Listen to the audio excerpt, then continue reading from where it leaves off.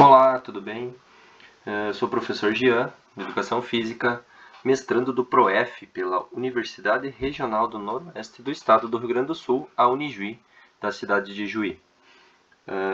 Eu venho a seguir aqui apresentar para vocês esse mapa conceitual que é a avaliação nacional da disciplina Problemáticas da Educação Física. Disciplina essa em que cada semana estudamos alguns textos, algumas problemáticas presentes no dia a dia da educação. Então, eu vou trazer aqui uma a uma, seus conceitos, algumas ligações que elas têm, e vamos relacionando essas problemáticas uma a uma, né, explicando um pouquinho, fazendo uma relação conceitual e as ligações que elas possuem entre elas, né? Lembrando que são as principais situações, né, que enfrentamos no dia a dia escolar. Então a primeira aqui, começando aqui, seria a atuação docente, onde Gonzalez nos traz como foco principal 3 práticas de atuação dos professores no contexto atual. Então aqui, quais são essas 3 práticas? Primeiro, a prática tradicional, que é aquela que seleciona os mais aptos, né? Que é aquele professor transmissor, aquele professor que passa lá o seu conteúdo, né? Geralmente baseado em esportes, né? Passa lá, muitas vezes passa, até pode passar a teoria, mas ele passa aquilo e é aquilo que tem que ser aprendido. Ele é um professor transmissor, né? E geralmente as aulas são baseadas na seleção dos mais aptos, né? Aquele que tem maior afinidade com o esporte, ele vai ser selecionado para participar de competições. Então é aquela prática mais tradicional. A segunda, aqui, que ele vai falar, é o abandono do trabalho docente. Alguns podem confundir as práticas tradicionais com o abandono. Mas nas práticas tradicionais o professor está lá dando aula. Só ele dá aquela aula tradicional mesmo, aquela aula daquele jeito que ele aprendeu, aquele jeito que ele gosta de trabalhar. Uma aula geralmente da mesma maneira, né? Sempre da mesma maneira, sem nenhuma inovação. E já no abandono do trabalho docente é aquele, aqui eu coloquei, ó, rola bola, ou aula livre. O que seria? O professor vai lá, faz a chamada, quando faz, larga lá a bola e deixa os alunos jogar. Os alunos decidem quem vai jogar, o que vão jogar. O professor só pede que eles façam alguma coisa. As meninas, geralmente, eu sei, na verdade isso foi muito o que eu passei na minha vivência como aluno. O professor vai lá, as meninas queriam jogar vôlei, os meninos futsal. Alguma menina até às vezes jogava junto com os meninos, mas era raro. Aí as meninas que não queriam fazer nada, ou os próprios meninos que não queriam fazer nada, ou ficavam caminhando, ou até sentados. E o professor, na maioria das vezes, nem ficar no local ele fica. Então isso é o abandono real. É aquilo que você diz, não, né? Então esse uma atuação que existe sim.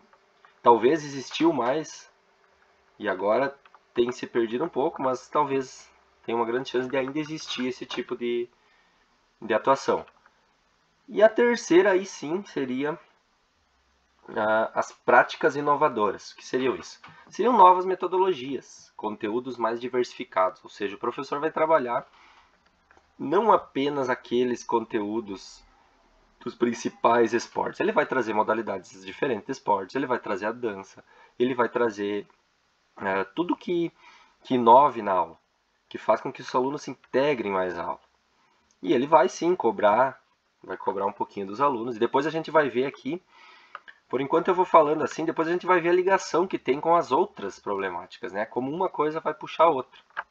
Aqui primeiro eu vou falar um pouquinho só de cada uma, tá? Então aqui, a atuação docente é muito baseada nesses aqui, né? Essas três práticas, tá? Aqui uma coisa bem importante também, que vai ter aliada ao texto do Gonzalez, vai ter uma parte aqui com Feinstein-Cipher, ele vai trabalhar um texto em que traz a educação física entre o não mais e o ainda não. O que quer dizer isso? A educação física, ela não é mais aquilo que ela foi um dia, né? Aquela prática totalmente tradicional. Mas ela ainda não é uma educação física baseada somente nas práticas inovadoras. Então ela está numa constante evolução. Essa atuação docente está entre o não mais e o ainda não. Então estamos num processo evolutivo, né? Estamos passando daquela prática tradicional para a prática inovadora. E claro que tem ainda um pouquinho desse abandono do trabalho no meio aí, tá? A segunda aqui semana, Darido vai nos trazer a relação entre a teoria e a prática, tá? Muito importante aqui que ela vai trazer dois aspectos: o ensinar a fazer e o ensinar sobre fazer. O que seria o ensinar a fazer? Ensinar a fazer seria aquele momento procedimental, aquele momento apenas prático. Ah, você vai fazer isso, por exemplo, vai dar o saque do vôlei, você vai pegar, vai vir aqui, vai fazer o saque por baixo, vai pegar a bola, vai fazer esse movimento e a bola tem que passar. Esse é o ensinar a fazer, né? Não só os fundamentos, mas também o esporte em si ou qualquer outra prática da educação física. Seria essa relação, esse ensinar a fazer realmente, somente fazer. Aqui nós vamos trazer o ensinar sobre fazer, que já parte mais para a parte conceitual. O que seria ensinar sobre fazer? Seriam os conceitos, a teoria sobre a prática.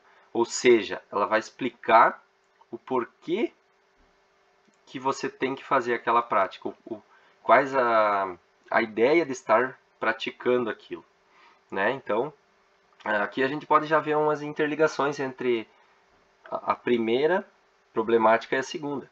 O ensinar a fazer, que é apenas prático, procedimental, ele vai muito estar alinhado com as práticas tradicionais.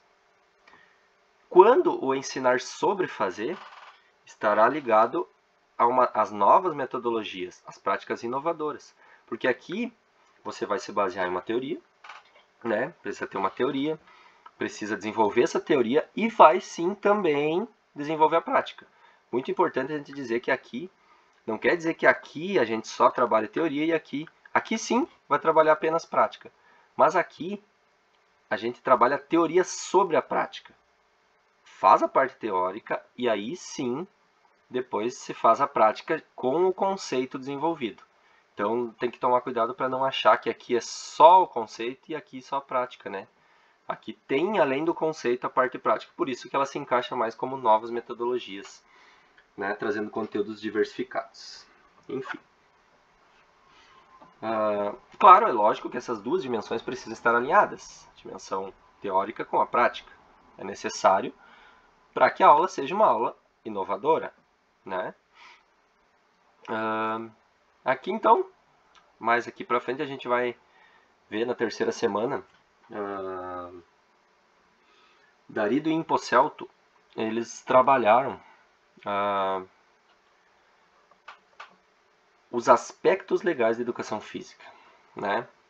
Aqui eu coloquei principalmente sobre os afastamentos e dispensas, que eles possuem uma base na lei, na LDB.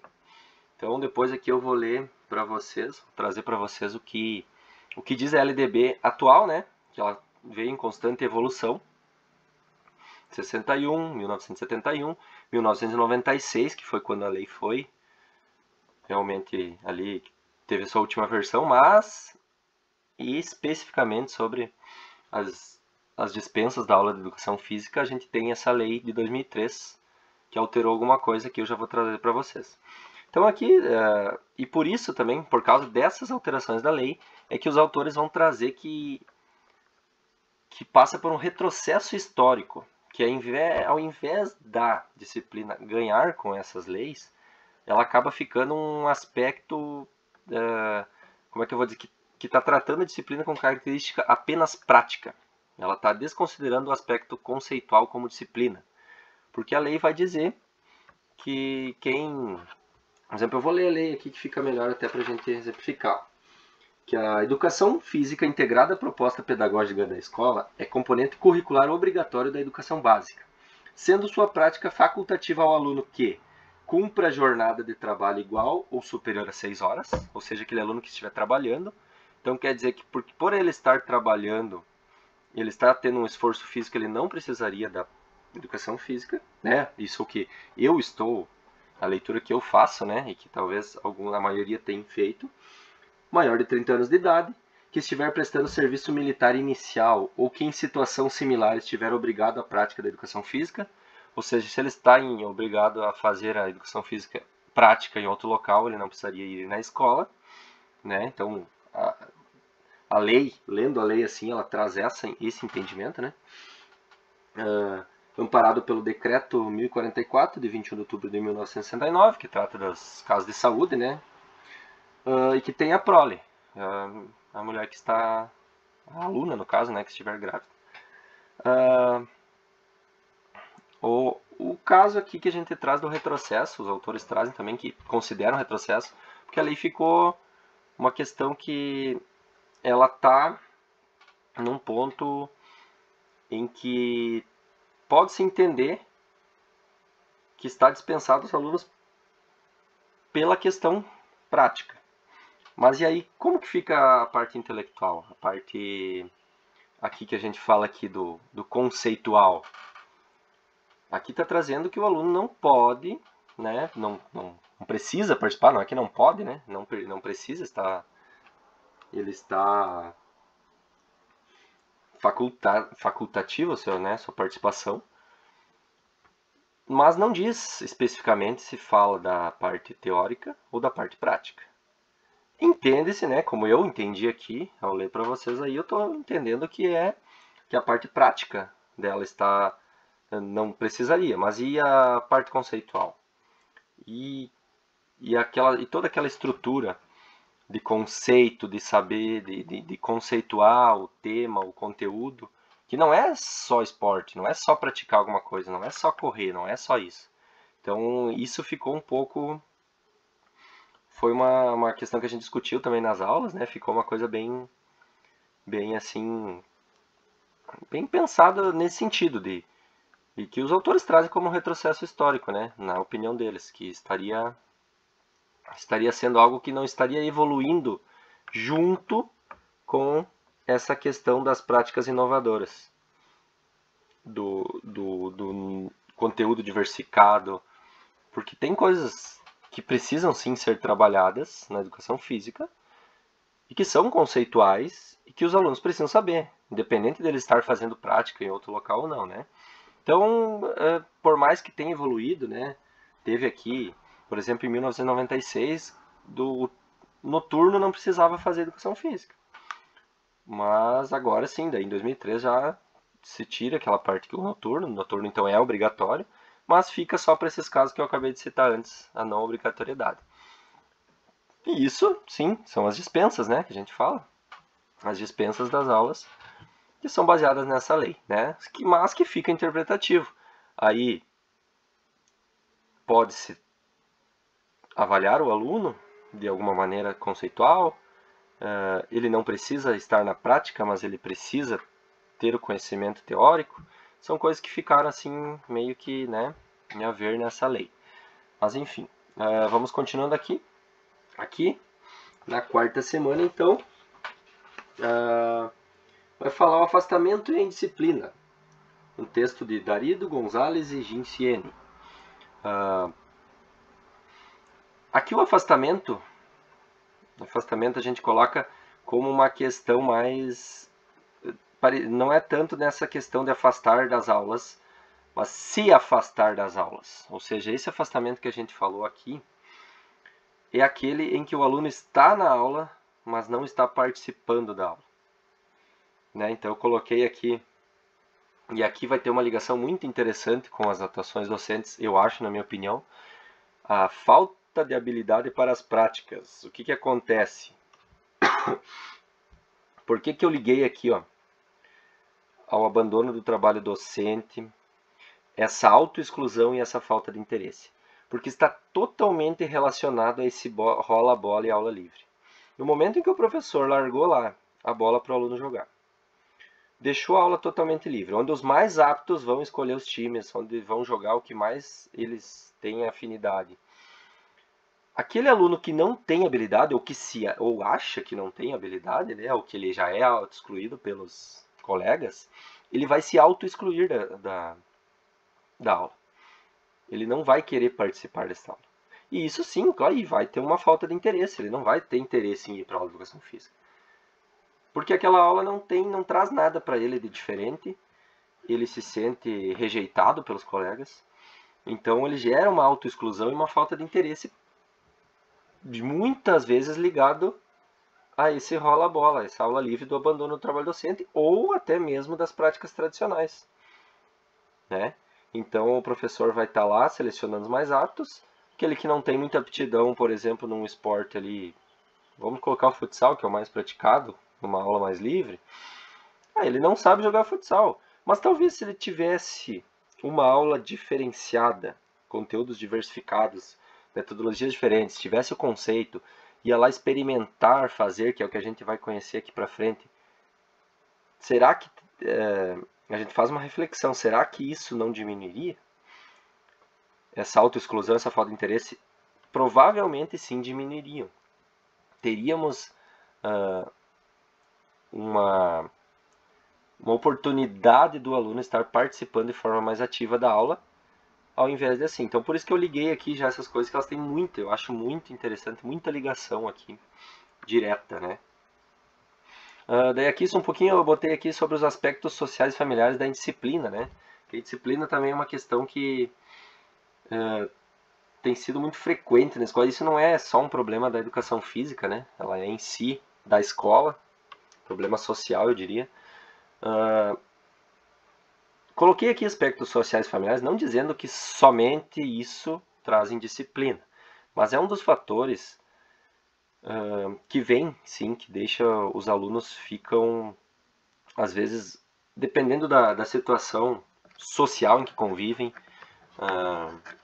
da questão familiar também, eu diria, eles vêm para a escola, sim, com uma indisciplina onde o professor, por mais autoridade que tenha dentro da sala de aula, por mais que tenha um trabalho, às vezes até diferente, um trabalho inclusivo, às vezes tem uma dificuldade de trabalhar. Tem uma dificuldade, e isso é uma questão bem complicada, que daria bastante discussão para a gente falar. Mas eu trouxe aqui só para a gente ter os aspectos sociais e familiares sim influenciam, né, nessa questão indisciplinar também. Bom, na quinta semana, então, a gente passa a trabalhar o ensino dos esportes, texto de Barroso. Ele traz aqui, como principal objetivo aqui, diferenciar o esporte na escola e o esporte da escola.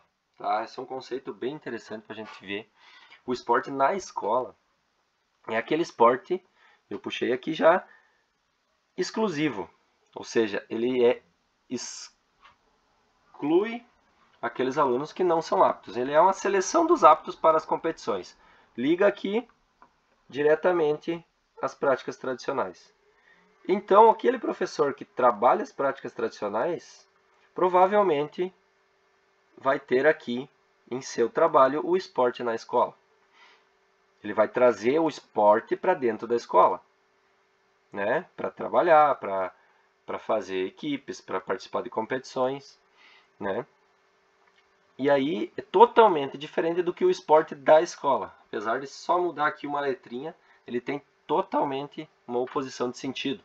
O esporte da escola é aquele esporte inclusivo, onde se vão trabalhar modalidades variadas, né? E aqui eu puxei aqui para baixo essa parte que eu considero muito importante. Todos os alunos possuem o mesmo direito de aprender.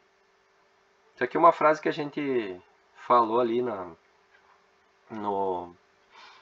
durante o trabalho nas aulas presenciais. A gente falou bastante sobre isso, que o meu aluno ele tem que aprender, ele tem o direito de aprender, dependente da sua característica, de ter ou não afinidade e habilidade para a prática, ele tem que conhecer esse esporte. Então, esse esporte da escola vai ser muito relacionado às novas metodologias, aqui, as práticas inovadoras, onde vai trazer esportes, não apenas aqueles 4 grandes esportes mais trabalhados ali, vai trazer esportes diferentes, vai fazer com que os alunos entendam o conceito sobre esses esportes e vai fazer com que esses alunos tenham esse direito de aprender e de realizar a prática, né? E aqui tem 2 pontos que a gente trouxe também, que é o saber praticar e o praticar para conhecer. O que diferencia esses 2 aqui?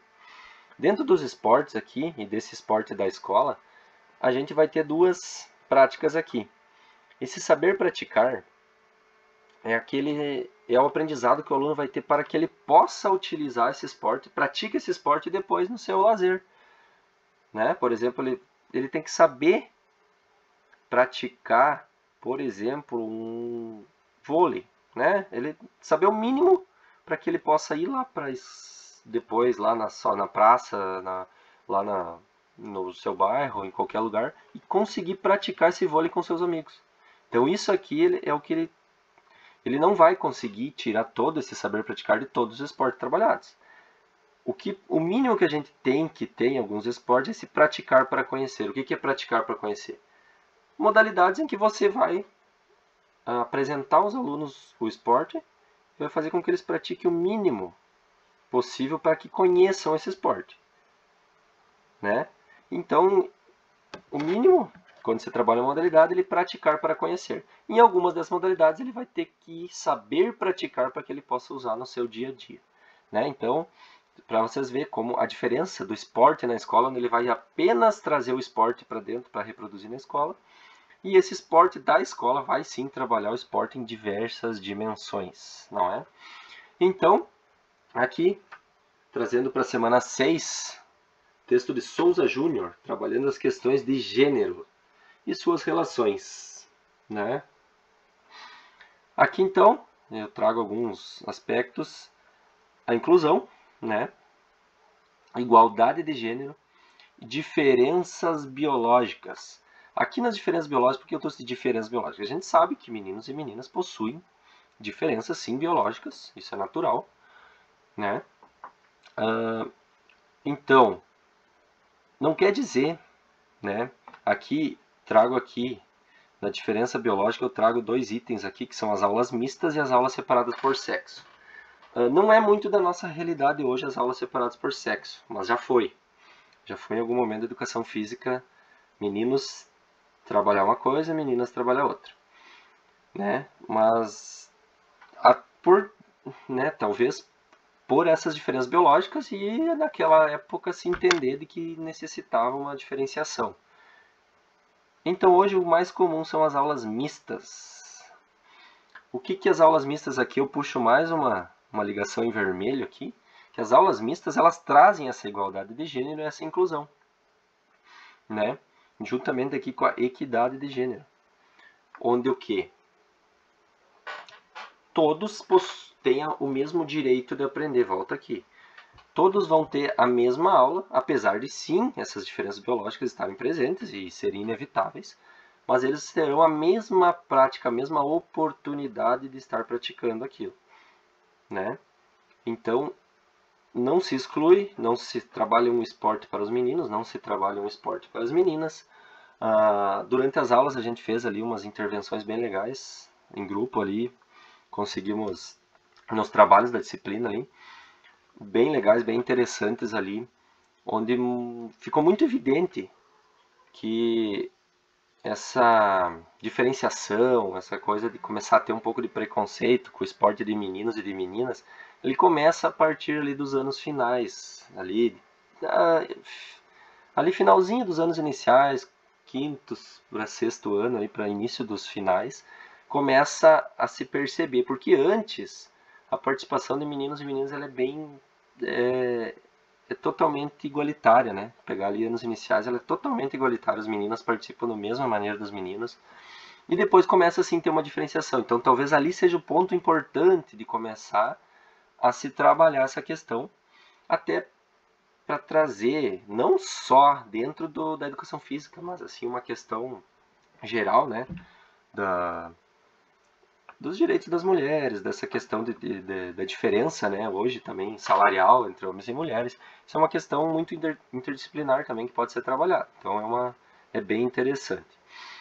E para nós concluir aqui, a gente na última semana, na sétima semana, trabalhamos a Pedagogia do Oprimido, de Paulo Freire, né? Trabalhamos o capítulo 3, a dialogicidade. Então, trabalhamos ali onde ele vai trazer para nós a ação e reflexão.